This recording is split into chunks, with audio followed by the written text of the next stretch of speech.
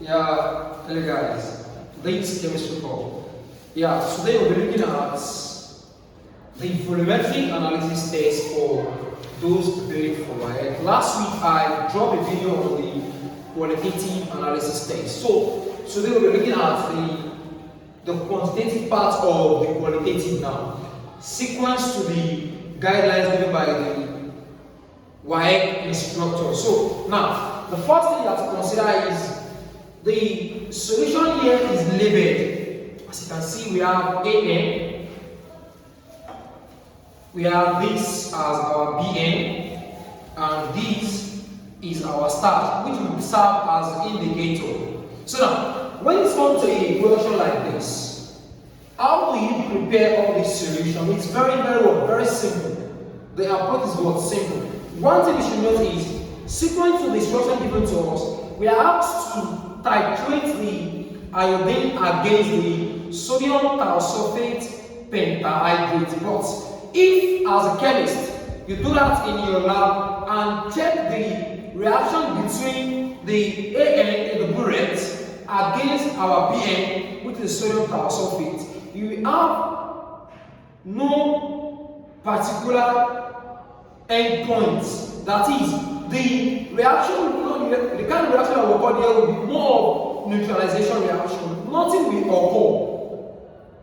occur. And even when you add the start solution to it, it will have a negative result. But if you have to introduce this BN into the burette, then titrate against the AN, you are going to have the first stage color, you are going to have a yellow. Then on adding the indicator, either 2 drops or 3 drops, it will change to blue-black. So now, let's say A was obtained by 25.4 grams of an impure sample of iodine in aqueous potassium iodide. Sequence to the instruction given to us, we are to weigh potassium iodide 6 grams against 25.4 grams of iodine to have this. Are you with me now? So now let's start the practical now. Then, as soon as we start the titration, we are going to solve this question. They say, tabulate the reading and calculate the average value of B used. The equation for the reaction you can see now. This is aqueous iodine against sodium thiosulfate pentahydrate. We have this equation. So, they said, from your results and info provided, calculate the concentration of A in mole per dm cube, concentration of iodine, aqueous iodine in A mole per dm cube, percentage by mass of the iodine in sample. But after this, I would love to show you guys the reason why we are not adding the test solution at the beginning. So now let's titrate now. Don't forget, this one is our AN, this is my beta is labeled BN. So don't forget, I'm going to titrate BN against AN now. Okay, let's start. We have this. This is my BN. As you can see, then I have to pour my AN here. Okay. So, let's go. Then this is my funnel flux. Then this is my funnel. As you can see. Gently check until mark to the meniscus there. Towards 0 here. So careful. So past the mark. Okay. I think it has passed the mark. So I have to release it from the burette to have the exact one needed for this. So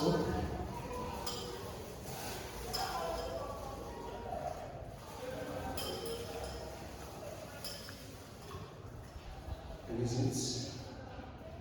Okay, it's at 0 already. So now, so we have to make either I pipette this AN here. You see, either I pipette this AN into this, or I make use of this measuring cylinder. So I will advise, the reason why advise students to be careful where using this pipette is because if you mistakenly now take in this iodine into your system, don't forget that this solution is made up of two. We have the aqueous iodine and potassium iodine now. Please see the doctor. So I'm making use of the two now to show you guys that you can either use the pipette or use what? The measuring cylinder. Look at the medical say we have what? 25. So the pipette we also have what? 25 cm. So now let's pipette it.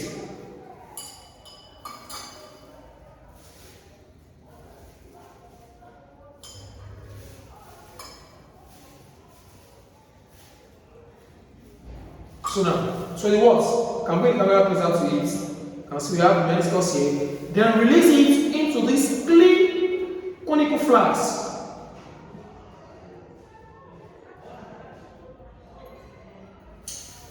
Okay, return it back. So now, don't forget that it must have a yellow, a light yellow, before the introduction of the stars, which is the indicator. So let's go. Be careful. Gentle. So,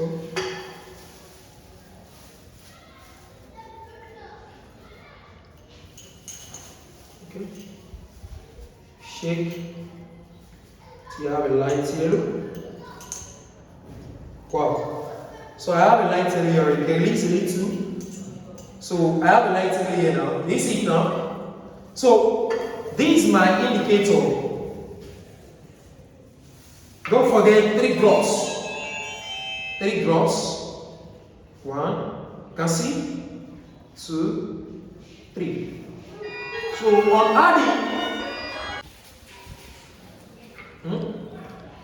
on adding the 3 drops of this starch, like I see, we have a blue black because of the stage now.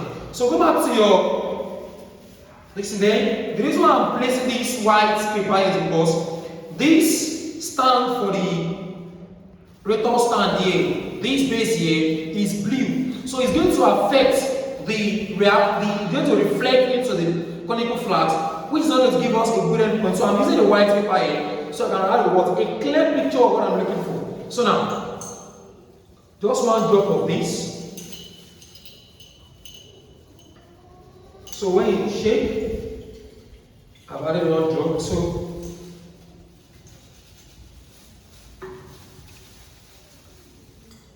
another drop to it. Wow, you can see it now. So I have a white or a clear solution now. This is the word. More of a neutralization reaction. So now bring the camera close here.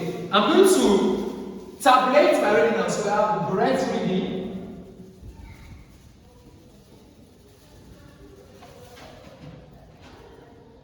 I have my rough titer. So I'm making those for the first and the second.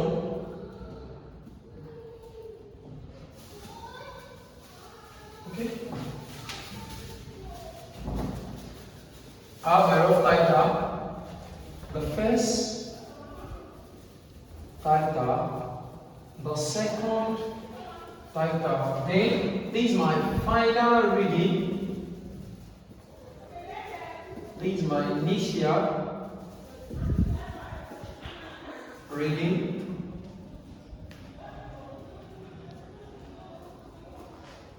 So here I have my volume of base used, because I said calculate the average value volume of B. So I say the volume of B used, the volume of B used. Are you with me now? So bring the camera closer now. So you can see class. The meniscus here we have 8. So now my rough titer is what? 8.00. My initial is 0.00. Then I have 8.00 now. So class, I will advise you that when it comes to titration, is either you refill the breath or you continue. Then mind you, if you want to continue from where we stopped, then you'll be taking the first reading, which is the rough titer, as your initial against the first titer value. So now I'm going to continue like this. I put it now. So the first, for the first title or the first reading, I make use of this now. So class, I will make use of the metallic cylinder. Please can bring the camera closer to this place. Okay. I have this.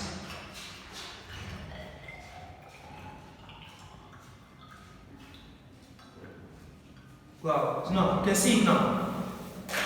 So point into the what? The conical flask. Point into the conical flask. Okay? Just when you point like this, then you release your tau sulfate. Don't forget that I continue with the same value which I use for the rough title. So just release until you have a light yellow.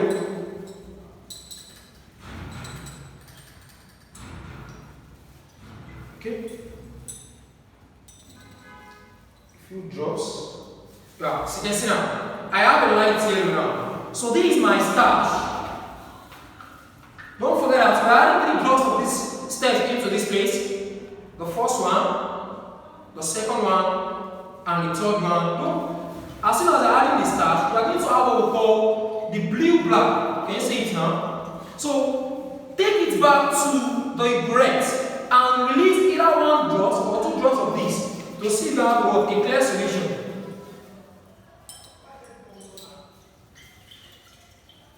That's the first drop. The second drop. So let's look for the last one. So you shake it very well. So just wow. Okay.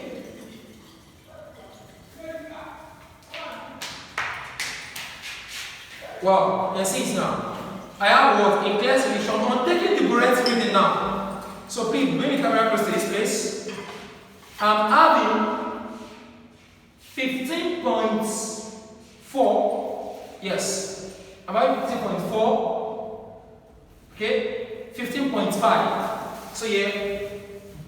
15.50. There you have the initial what? 0.008. Where is my calculator? 15.50 minus 8. So I have 7.50 as my first reading. So now let's take the last reading. So my wash bottle. So you have to read it very well to see there's no particles here. Okay. So now I'm going to pipette now for the second reading. So this is my AN.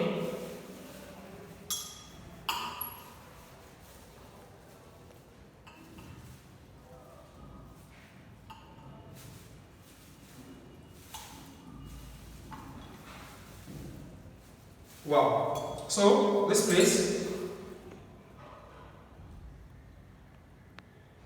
Please, anytime you are titrating this iodine and start with the indicator, please watch very well, because if there is any leftover of the stage, as soon as you are taking another reading, it will change its color. You can see now, it shows that I read the conical flags very well. So let's take it.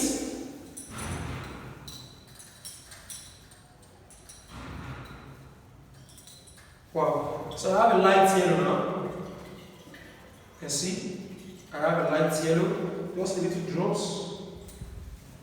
Okay, have a light yellow. Then this is my indicator.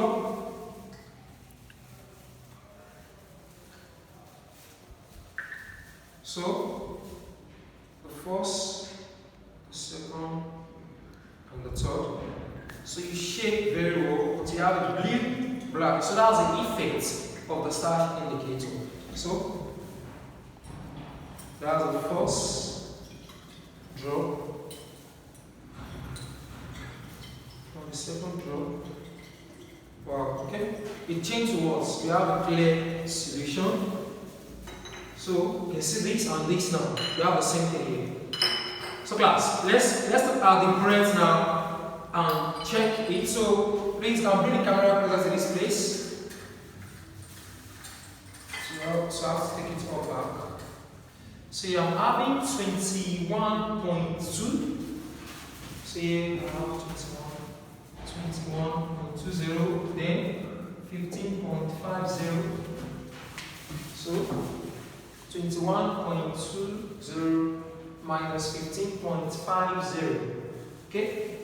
I have 5.70.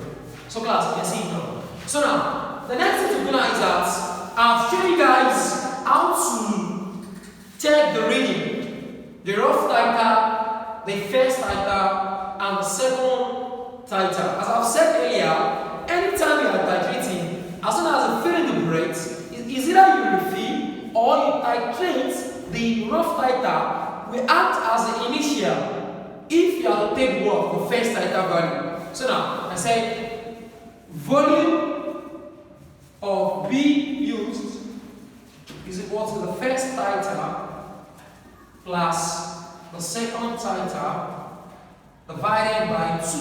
I only take 2 readings. So the value for my first titer is what?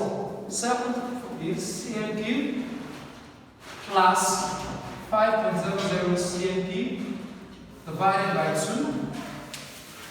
So 7.50 plus 5.70. So I have 18.3 cm cubed divided by 2. So I have 6.6 cm cubed as volume of B used. So now, let's go back to what's according to the instruction. From your result and info provided, calculate this is what I deduce with respect to what Waec instruction. Are you with me now? So now, A.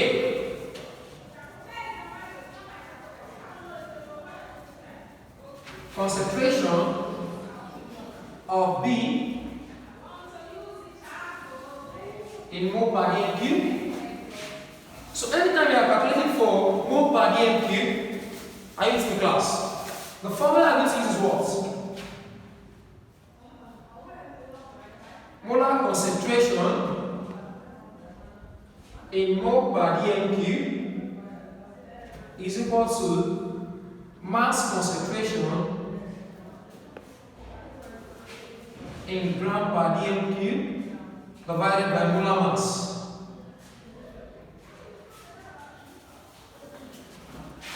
So now, like I said, mass concentration of B.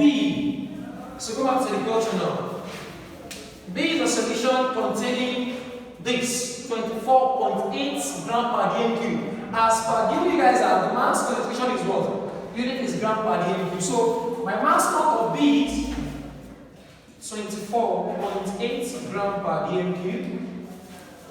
Then of sodium thiosulfate pentahydrate. So molar mass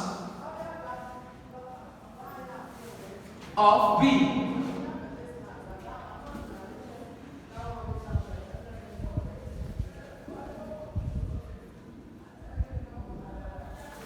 so the value of each element is given here already. So with this, like I said, my sodium is 23 times 2 plus this 32 times 2 reality plus this dot here does not imply that it's what? Multiplication.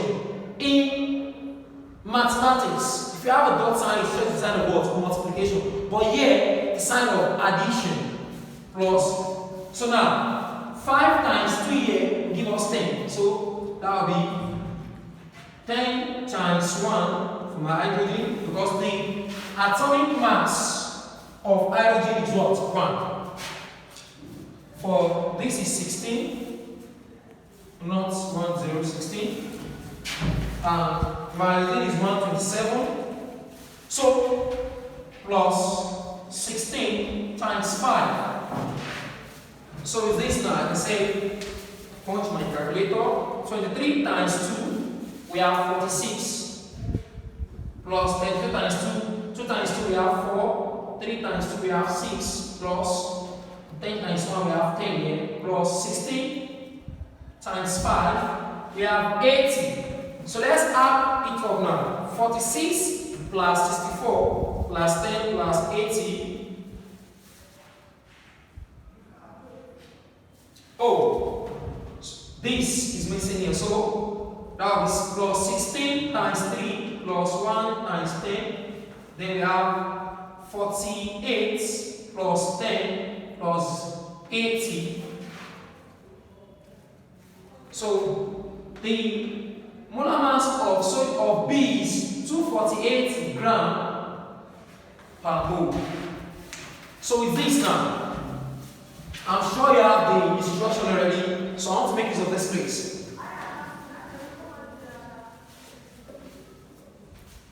So that will be concentration of B.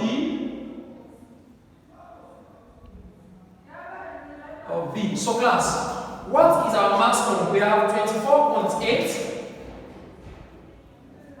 gram per dm cube divided by 248 gram per mole. The gram will cancel what? The gram, because the unit of molar count is always in mole per dm cube. Please take a note of that. Don't forget to subscribe, like, and comment. So say we have 24.8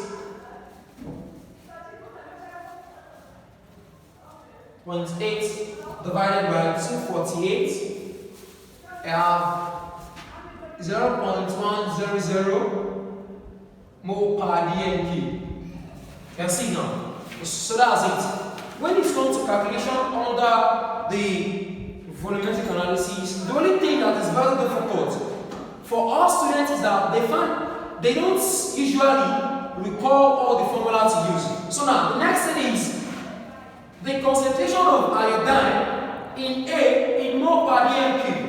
So we're going to make use of the popular formula which we are aware of. So I have to write this back because we are going to make use of it here. So before I clean it, I want to show you guys some things here.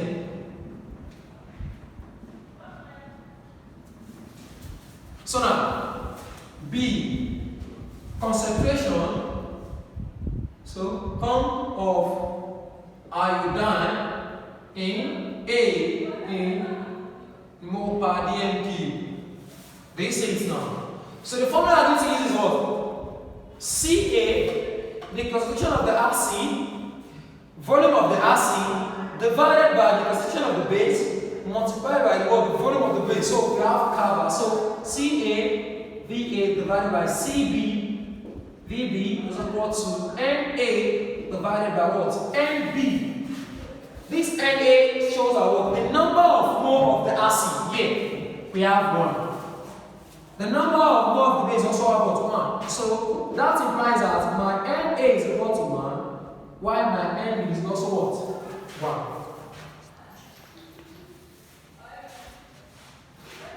So now the next thing is, what is our Ca? We don't know the concentration of the Ca, so that's what we are looking for. Unknown. Then the Va is the volume of the acid used from the question. So we have 25, or we make use of what? 20. So the one we want to use here is left to you. So, but me, I'm making use of the 25 cm cube. Are you with me now?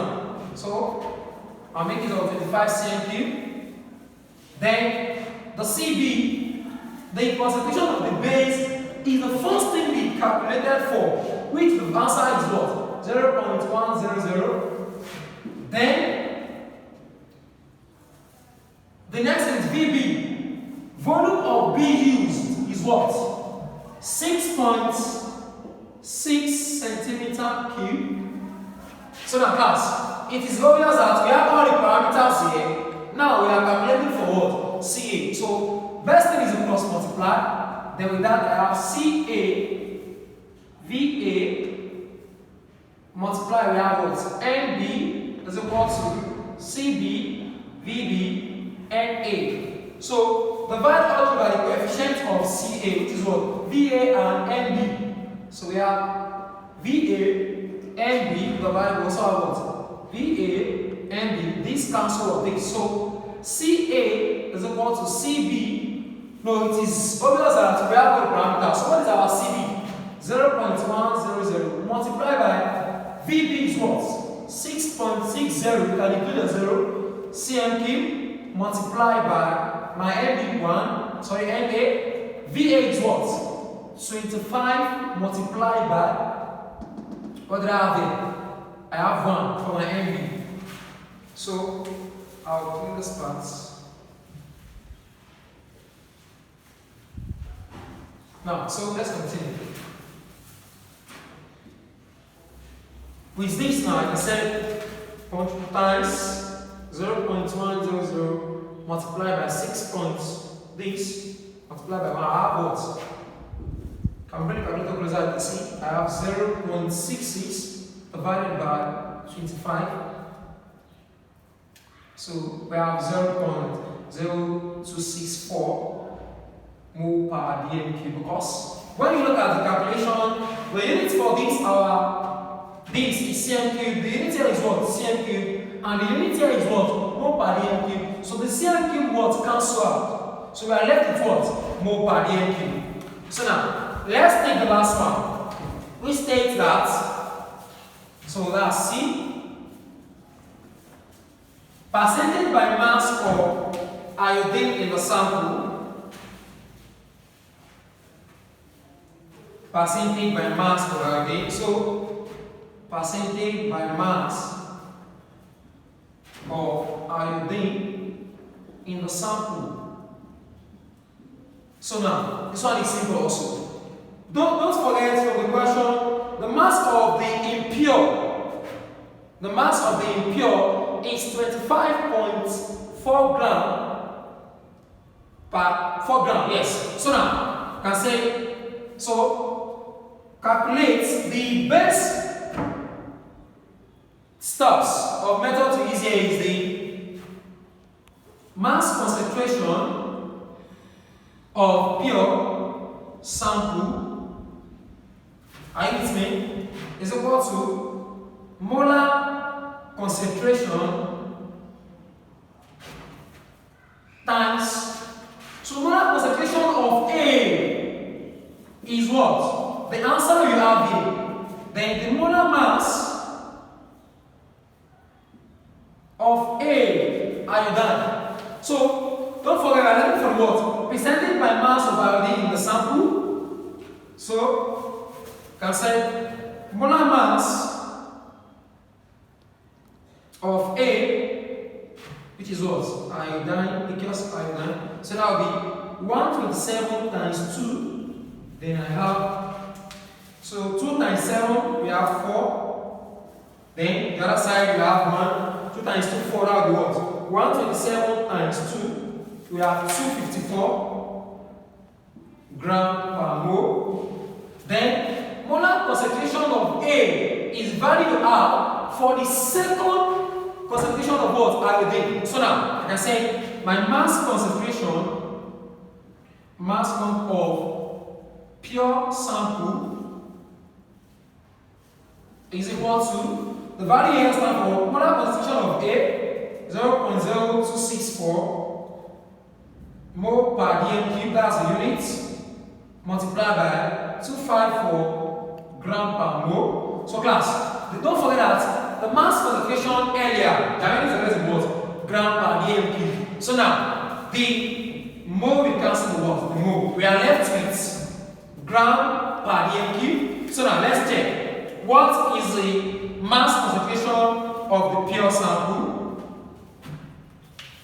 We have 0.0264 multiplied by 254. So I have 6.7056 gram per dm cube.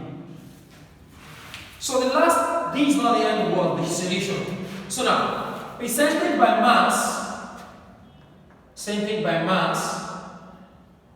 of the sample is equal to